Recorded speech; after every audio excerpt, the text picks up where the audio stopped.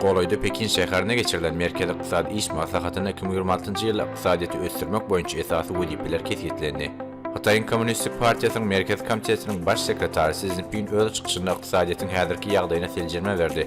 2023-nji ýylda ýurdun iqtisadiýetinde ýetilen tepkitler hemde geljek yıl üçin esas urulary bellädi. Maslahatyň dowamyna bar bolan kynçylyklara garamadan 2023-nji ýylyň esas iqtisady we jemgyýetçilik ötüş maksatlaryna ýetilenligi bellenildi. Ýurdun senat ulgamy dowraplaşdyrmakda özgertmeler we açyçalyk öňe sürmekde gazanylan ötüşler hakynda ýylatyň awdançylygynyň barha ýokurlanýany barada aýdyldy.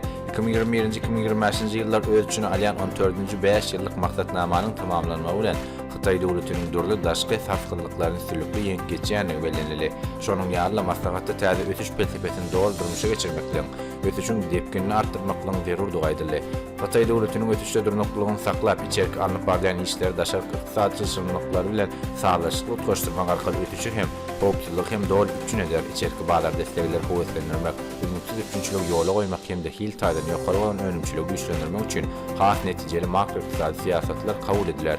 Ýurdun bir öteki içeriki bağlarını döretmek, howplaryny dörep biläjek uğurlaryny talaba laýyk dolandyrmak, iş ordularyny döretmek hem de kärhanalaryň içeriki bağlaryny ötüşini durnukly saklamak, 2026-2030-njy ýyllar öz üçin alýan 15-nji 5 ýyllyk maksatnamasyny durmuşa geçirmek bilen şowly başlanmagyny üçin eder.